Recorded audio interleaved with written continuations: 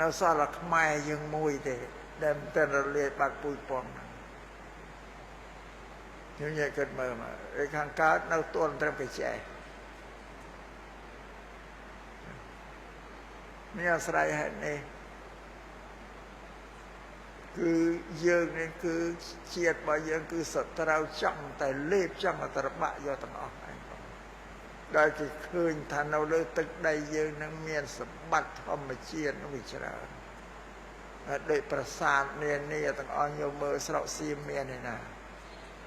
ឥឡូវសៀមកំពុងទៀមទាយកសៀមរាបបាត់ដំបងស្រីសុភ័ណ្ឌទៀតនៅថាទឹកដីពវាបើទឹកដីពវាណាទឹកដីពវាគាត់ឲ្យវាត្រួតធ្វើអាណានិគមយើងហ្នឹងទេដោយបារាំងមកធ្វើអាណានិគមយើងមានតែដីបារាំងឯណាតែសៀមចឹងឯង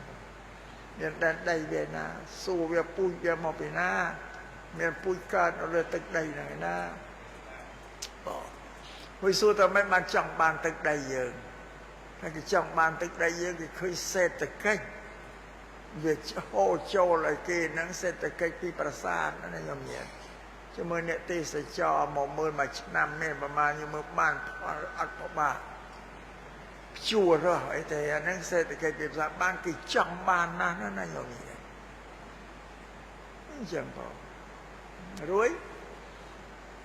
ប្រាសាទនៅក្នុងដីសៀមខ្ញុំមើលប្រាសាទនៅក្នុងក្តាស់500របស់សៀមលុបប្រាសាទលុបបូរីប្រាសាទខ្មែរទេប្រាសាទលុបបូរីប្រាសាទភីម៉ាយប្រាសាទអង្គររាជអីសត្វតែរបស់ខ្មែរប៉ុន្តែគេនិយាយគេថាប្រាសាទមានពួកទេសចរទៅមើលស្រុកគេផ្សាយថាប្រាសាទនេះជារបស់ខ្មែរទេថៃអត់មានទេប៉ុន្តែខ្មែរនោះបោះបង់ចោលអត់បានថែរក្សាទឹកដីណាទេដល់អញ្ចឹងថៃគេឃើញខ្មែរបោះបង់ចោលគឺគេមករក្សាទៅគេនិយាយតែអញ្ចឹងតាមពេលវាប្លន់យកពីយើងនិយាយប្រាប់បរទេសពួកទេសចរថាអញ្ចឹងប៉ុន្តែឥឡូវខ្មែរអត់មានសិទ្ធិមកទៀមទាយកទៅវិញទេព្រោះគេរក្សាមករាប់រយឆ្នាំអានេះគេទៅហួសសម័យយើងទៀមទាហើយណាបងទោះបីយើងដឹងថារបស់យើងក៏ទៀមទាមិនបានយូរណាស់បើគាត់ថាយើងរក្សាទឹកដីចាស់ដែលនៅដោយប្រាសាទតាម៉ាន់តូចតាម៉ាន់ធំតាក្របីប្រាសាទព្រះវិហារហ្នឹងដែលរបស់ខ្មែរឲ្យទៅវានៅវាចង់មកយកអាហ្នឹងឯទៀតបងហើយយើងខំការពារទាំងអស់គ្នាបងវិញ្ញាណដែលការពារប្រាសាទទាំងអស់អមេតុភូមិទឹកដីប្រទេសជាតិទាំងអស់គឺពួកទាហានកងទ័ពញោមបងកងទ័ពបើគ្មានពួកកងទ័ពពួកទាហានទេយើងអត់នៅបានសពទេខាងក្នុងស៊ីវិចូលមកដល់ហើយបងអីបើសិនគ្មានទាហានការពារហ្នឹងចាសូមយកញាតិជ្រាបបានស្រ័យនេះយើងទាំងអស់គ្នាកំពុងតែមានរឿងបញ្ហាគ្របសង្កត់ច្រើនណាស់យើងរស់នៅបានសុខដោយសារពួកកងទ័ពថែរក្សាជារបងការពារមិនឲ្យសត្រូវចូលហ្នឹងបងហ្នឹងមួយហើយយើងញោមញាតិគិតមើលទាំងអស់គ្នាទាំងប្រសង់ទាំងញោមញាតិបរិស័ទទាំងអស់នៅខាងក្នុងប្រទេសបានសេចក្តីសុខសួស្តីដោយសារតែហ៊ានយើងរស់នៅដោយសារសរុបតែហ៊ានយើងរស់នៅក្នុងគេហដ្ឋានស្ដុកស្ដំរួមសុខទុក្ខជាមួយភរិយាបងប្អូនកូនចៅឲ្យយើងបានសុខដោយសារណាដោយសារតែហ៊ាននឹងយកជីវិតទៅរារាំងការពារសត្រូវមិនឲ្យចូលមកជីវិតទាហានកំសត់អញ្ញមញាតគិតមើលគ្នាទៅនៅក្នុងព្រៃហាលទៀងហាលក្តៅបងទៅនៅក្នុងព្រៃដោយសត្វធាតុការពារយើងម្ហូបអាហារកំបាត់បរិភោគស្រួលមានពេលណាដាំមានពេលណាចម្អិនពេលទៅនៅជួរមុខទៅក្រាបតែក្នុងត្រង់សេណារងសឿងសត្រាវុធកំភ្លើងអីជាដើមស្លាប់នេះបានក្នុងបច្ចុប្បន្ននេះខ្មែរយើងទាំងអស់គឺអ្នកណាមួយក៏មានទឹកចិត្តជួយដល់ពួកទាហានដោយសម្ភារៈគ្រឿងឧបភោគបរិភោគប្រើប្រាស់ឲ្យសពបែបសារាអាត្មាមើលទៅឃើញគេបង្ហោះទាំងព្រះសង្ឃយើងក៏នៅមិនស្ងៀមដែរប៉ទៅចែកទៅជួយឲ្យសពបែបសពយ៉ាងញោមញាតក៏ บริจาคទ្រព្យសម្បត្តិរបស់ខ្លួនទៅជួយដល់ពួកកងទ័ពទាំងគ្រប់គ្នាដើម្បីឲ្យពួកនោះមានកម្លាំងការពារកុំឲ្យសត្រូវចូលមកពីប្រធាយាយីយើងបានហ្នឹងបងនេះកម្លាំងពួកទាហានដែលឡៅនេះពួកទាហានខ្លះហ្នឹងគ្នាបាត់បង់ជីវិតធ្វើពលិកម្មបាត់បង់បូជាជីវិតចំពោះទឹកដីជាតិសាសនាការពារឲ្យយើងបានសោកការពារទឹកដីហ្នឹងមកពួកទៅមកពួកទៀតនោះត្រូវរបួសក៏ដោយគ្រឿងស្ត្រាវុធទៅមកស្រាលអាចជាបាលបានត្រូវថ្នាំពុលផ្សែងពុលគេហ្នឹងមកដេកសម្រាប់នៅពេទ្យសៀមរាបហ្នឹងអាត្មាក៏បានចូលទៅសួរសុខទុក្ខជួយសង្គ្រោះពួកអ្នកដែលរបួសពិការផងហើយក៏ទៅជួយអ្នកដែលបាត់បង់ជីវិតនឹងផងព្រោះនិយាយពីអ្នកបាត់បង់ជីវិតញោមញាតអើយតាមចូលទៅដល់មើលទៅស្រុកព្រៃផ្ទះខ្លះអត់មានផ្ទះនៅទេណាព្រោះផ្ទះប្រាក់ស្លឹករយីរយាហើយបន្សល់គឺសល់ប្រពន្ធមួយកូន2 3តែសម័យខ្លួនធ្វើពលិកម្មបូជាជីវិតបាត់នៅមិនចេះរកស្អីឲ្យផងពិបាកមើលដល់ដោយជំទាវពេជ្រច័ន្ទមនីហ៊ុនម៉ាណែតហ្នឹងក៏បានចោះចូលទៅសួរសក់ទុកទៅផ្ទាល់ដល់ផ្ទះដល់មកនាំអំណោយឲ្យទៅជួយចូលទៅដល់ផ្ទះអ្នកដែលអត់មានផ្ទះនៅ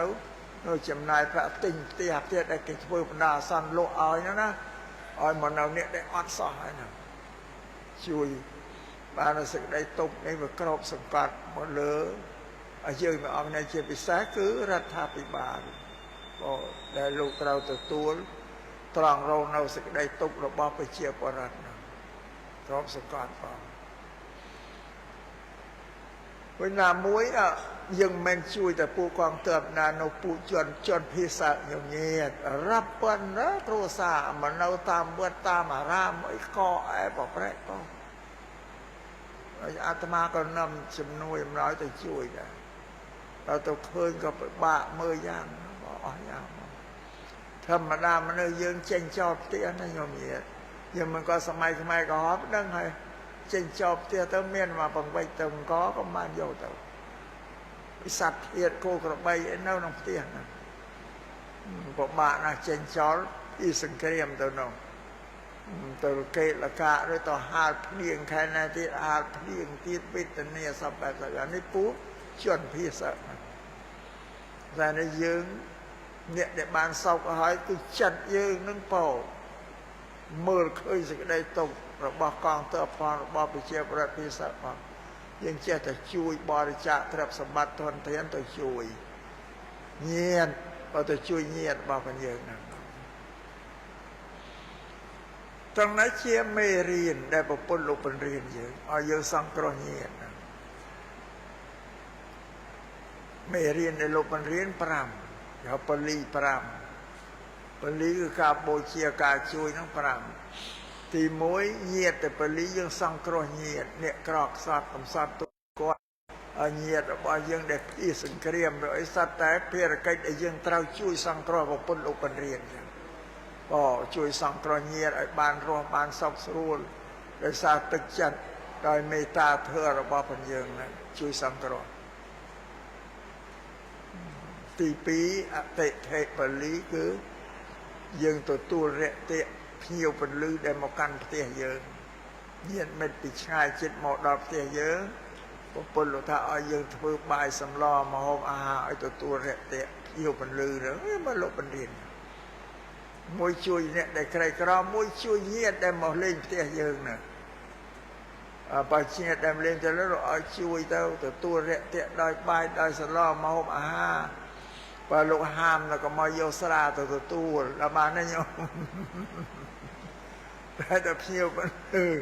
មកលេងផ្ទះញោមទទួលរយៈចង់ឲ្យភ្ញៀវហ្នឹងអរគុណក៏សើយើងខ្លាំងទៅទិញស្រាយកមកទទួលអត់បានបុណ្យទេបាបបើភេសជ្ជៈដទៃទេក្រៅពីស្រាយើងទទួលបាននេះប្រពុតលោកបញ្រៀនពលីទី2ហើយពលីទី3ពុកប្រពេតទៅពលីនេះធ្វើតេកណានុបទាននឹងឲ្យទឹកជូនដល់អ្នកស្លាប់យើងត្រូវតែធ្វើមនុស្សរស់ ឧទ្ទិសជូនដល់បុព្វការីជនអ្នកដែលស្លាប់ទៅហើយឬទី4គឺរាជពលីពលឲ្យយើងបងពន្ធថ្វាយស្ដេចជូនរដ្ឋាភិបាលបើញោមញាតមិនបងពន្ធជូនទេព្រះរាជាមានទ្រព្យធនណាទៅកសាងប្រទេសជាតិរចនាសម្ព័ន្ធផ្លូវថ្នល់សាលារៀនស្ពានទាំងអស់អត់ទាំងនោះប្រាក់ប្រជាពលរដ្ឋទេណាញោមញាតនៅសមញោមញាតជ្រាបនៅពលីទី4ពលីទី5គឺយើងធ្វើបុណ្យកុសលហើយសូមឧទ្ទិសបុណ្យយើងនេះជូនទៅពពួកទេវតាឲ្យលោកអនុមោទនាទទួលចំណែកបុណ្យយើងផងនឹងពលី5ហើយញោមញាតពុទ្ធបរិស័ទតែមានទ្រព្យសម្បត្តិធនធានគួរនឹងប្រព្រឹត្តទៅតាមការណែនាំរបស់ព្រះពុទ្ធឲ្យជួយសង្គ្រោះវាអ្វីដែលយើងបរិច្ចាគទ្រព្យធនទៅសង្គ្រោះជួយនឹងมันអត់ប្រយោជន៍ទេញោមញាតនឹងបានបុណ្យកុសលត្រឡប់មកយើងវិញតែបានទេអានឹងការរបៀបធ្វើទានហ្នឹងមិនបានបុណ្យត្រឡប់មកយើងវិញតែបានទេញោមញាតទេទី1គឺសង្គ្រោះញាតយើងដែលជួបគ្រោះថ្នាក់សពបែបសពយ៉ាងហ្នឹងដូចពេលឥឡូវហ្នឹងពីស័កពីឲ្យមកនៅតាមភូមិតាមស្រុកហ្នឹងទី2ទទួលរយៈចំពោះញាតិមិត្តដែលមកកាន់ផ្ទះយើងមិត្តសម្លាញ់អីទាំងអស់រយៈទទួលបាយទឹកសម្លអីគេកុំយកស្រាទៅទទួលទី3ធ្វើបុណ្យឧទ្ទិសជូនទៅប្រែតទី4បងពន្ធថ្វាយស្ដេចរាជពលីទី5ឧទ្ទិសកុសលផលបុណ្យជូនដល់ពពួកទេវតានេះពុទ្ធលោកបញ្រៀនឲ្យយើងធ្វើទាំងអស់អ្វីដែលយើងធ្វើនឹងជាឧបនិស្ស័យបច្ច័យជួយយើងពេលយើងស្លាប់ទៅនឹងបានទៅកាន់សុគតិភពអានិសង្សវាជូនចឹងដើម្បីខ្ញុំបានដោយសារយើងធ្វើល្អតែបើមិនធ្វើល្អទេមិនបាច់សង្ឃឹមទេកុំឲ្យបន់ឲ្យទៅកើតទេវតានឹងមានទៅតាណារួចទេអានេះជាដំណើរហេតុហ្នឹងបើអាស្រ័យហេតុនេះយើងទាំងអស់គ្នាឥឡូវនេះអ្នកណាឲ្យធ្វើបុណ្យនេះគឺតែឧទ្ទិសជូនទៅមេត្តាបិតាបងឧទ្ទិសជូនទៅវីរៈយុទ្ធជនដែលបានពលីជីវិតការស្លាប់របស់ពួកទាហាននេះស្លាប់នេះមានតម្លៃណាស់ជីវិតហ្នឹងក៏មិនថោកទៀតទេតែស្លាប់ហើយមានតម្លៃដល់កំពង់ពុទ្ធទេព្រោះគេបូជាជីវិតព្រោះយើងទាំងអស់គ្នាឲ្យយើងបានសោកគេបូជាជីវិតព្រោះការពារទឹកដីប្រទេសជាតិហ្នឹងចឹងណាបងខ្ញុំញាតិបងប៉ុន្តែការស្លាប់ហ្នឹងមានតម្លៃมันអាចអ្នកណាមួយបំភ្លេចបានទេតទៅមុខយើងអស់នេះត្រូវតែនឹកគុណបើដល់ពួកទាំងអស់គ្នាបើពួកទាំងអស់គ្នានឹងមិនទៅការពារពោជាជីវិតយើងអត់បាននៅសោកទេតែវាចូលមកវៃបើគតិគទីនេះបានថាការស្លាប់របស់ពួកទាហាននេះគេថាធ្វើពលិកម្មបូជាជីវិតជាសេចក្តីស្លាប់ដ៏មានតម្លៃបំផុតវាមានគុណឧបការៈមកលើញោមញាតិទាំងអស់គ្មាននរណាមួយដែលមិនទទួលគុណរបស់ពួកកងទ័ពដែលមានបូជាជីវិតទេត្រូវទទួលដឹងគុណពួកនឹងទាំងអស់នេះអាត្មាសូមជម្រាបចា៎ដូចមេត្តាបិតាគាត់មានគុណមកលើយើងតែកូនចៅទេគ្រូបាអាចារ្យមានគុណមកលើសិស្សយ៉ាងណាក៏រួចសម្រាប់ព្រះរាជាឲ្យលោកមានគុណមកលើប្រជាពលរដ្ឋយ៉ាងទូទៅដែលលោកសេចក្តីល្អតែពួកទាហាននេះគឺមានគុណមកលើយើងទាំងអស់គ្នាអត់មាននរណាមួយគេចរួចតែខ្លាចតែយើងអត់បញ្ញាមើលគុណគេអត់ឃើញអានឹងយើងត្រូវរំលឹកគុណដោយធ្វើបុណ្យពិធីកាន់បិណ្ឌនឹងយ៉ាងដែលយើងឧទ្ទិសជូនមេត្តាបិតានេះឲ្យទិសជូនដល់យុទ្ធជនដែលធ្វើពលិកម្មបូជាជីវិតដើម្បីជាតិសាសនាដើម្បីសេចក្តីសុខរបស់យើងអ្នករស់នេះហើយមួយទៀតសំខាន់សំណល់សេះសល់ខ្លួនជាទាហានឪពុកស្លាប់ហើយតែនៅសល់ប្រពន្ធនិងកូននេះធ្ងន់បាទនេះធ្ងន់បំផុតបាទហើយយើងទាំងអស់គ្នាមិនអាចប្រងើយកន្តើយបានទេត្រូវជួយសង្គ្រោះប្រពន្ធនិងកូនគេឲ្យបានសេចក្តីសុខទើបយើងនឹងរួចខ្លួននៅប្រពន្ធលោកសំដែងយ៉ាង ก็គេស្លាប់ដោយសារការពារទឹកដីការពារយើងវិញនៅសល់កូននឹងប្រពន្ធរបស់ផងគេឬយើងទាំងអស់គ្នាមិនជួយគ្រប់គ្រងបីបាច់ថែរក្សាយើងពង្ើយកន្តើយបានសេចក្តីសុខតែយើងអត់បានគិតដល់ពួកហ្នឹងព្រះពុទ្ធលោកថាយើងជាជនអកតញ្ញូអ្នកមិនដឹងគុណមែនទេចា៎ត្រូវយើងទាំងអស់គ្នាសង្គ្រោះភរិយានិងកូននឹងដោយប្រពន្ធឲ្យរស់នៅបានស្រួលទៅកូនយើងជួយទំនុកបំរុងឲ្យសោតទៅតាមសមត្ថភាពដល់បរិញ្ញាបត្រអនុបណ្ឌិតឲ្យជួយអ្នកហ្នឹងឲ្យបានទទួលកម្រិតវប្បធម៌កម្រិតវិជ្ជាដល់ហ្នឹងបានយើងរួចខ្លួនជួយឲ្យរិញមកទៅយើងឈប់ហើយដល់ត្រើយយើងជួយពួកហ្នឹងឲ្យដល់ត្រើយយើងរួចខ្លួនបើយើងមិនជួយទេយើងជាជនអកតញ្ញូ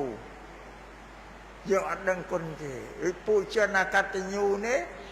ព្រះពុទ្ធលោកថាផែនដីក៏ទ្រាំបានដែរធ្ងន់ណាស់បើទៅចិនផែនដីទៅណាលះឯកផែនដីទៅណាឯងជនអកតញ្ញូហើយយើងទាំងអស់គ្នាគួរធ្វើឲ្យទៅជាជនដែលមានកតញ្ញូទៅតាមព្រះពុទ្ធសាសនាធ្វើកតញ្ញូនេះញោមញាតិបើចិនគេថាហុងស៊ុយព្រះពុទ្ធលោកសម្ដែងជនដែលដឹងគុណមេត្តាបិតាគ្រូបាអាចារ្យឬអ្នកណាដែលមានគុណមកលើខ្លួនជាភាសាគឺពួកកងទ័ពណាពលជាជីវិតភាសាយើងណាកាលណាយើងជួយគ្រប់គ្រងដល់ភរិយាដល់កូននឹងឲ្យបានរស់នៅដោយសេចក្តីសុខផងធ្វើកតញ្ញូត្រឡប់មកជួយយើងជួយគ្រប់គ្រងយើងយើងធ្វើស្រែចម្ការក៏ធ្វើកតញ្ញូជួយគ្រប់គ្រងឲ្យចម្រើនលូតលាស់ធ្វើអ្នកជំនួញជួយប្រែធ្វើកតញ្ញូនោះជួយត្រង់យើងអត់ឲ្យធ្លាក់ចុះទេធ្វើមន្ត្រីរាជការឲ្យធ្វើកតញ្ញូជួយត្រង់យើងចោលបានប៉ុនស័ក្តិធ្វើអនុភាពកតញ្ញូនោះក្នុងទៅតែជាងហងស៊ុយរិទ្ធបុគ្គលមានកតញ្ញូទៀតទេវតាអត់បិទយើងមានជនពីលអាក្រក់ណាមកចង់បៀតបៀនទេវតាលុកផ្នែកបញ្ជាអត់ដល់ចំយើងដែរអត់ឲ្យមកបៀតបៀនយើងបានសេចក្តីអន្តរាយខូចទ្រព្យខូចសម្បត្តិដោយសារពួកពាលអត់ទេលោកសម្ដែងណាចាសំដូចជាពុទ្ធសម្ដែងថាបើអ្នកឯងចង់ឲ្យជួយអ្នកឯងសំឲ្យអ្នកឯងជួយខ្លួនឯងជួយតាមក្រោយពុទ្ធលោកប្រាប់ថាចឹងជួយខ្លួនយើងក៏យើងធ្វើសេចក្តីល្អធ្វើស្ទៀនធ្វើសិលឲ្យមានធ្វើកតញ្ញូគឺសេចក្តីល្អតែកាលណាយើងធ្វើល្អទេវតាអត់បិទភ្នែកទេបងជួយយើងដល់យើងមិនដឹងខ្លួនផងតែហៅទេវតាណាមកជួយមនុស្សអាក្រក់នៅវាមិនដែលមានទេដូចតែយើងទៅដែរមនុស្សយើងជួយមនុស្សគ្នាយើងជួយតែអ្នកដែលល្អអ្នកអាក្រក់យើងមានតែជួយអត់ទេទេវតានេះពុទ្ធលោកសម្ដែងថាមិនឯងចង់ឲ្យទេវតាជួយសូមឲ្យអ្នកឯងជួយខ្លួនឯងមុនដល់បានទេយោញាតមរតករបស់កងទ័ពដែលធ្វើពលីជីវិតសំណល់គឺភរិយានិងកូន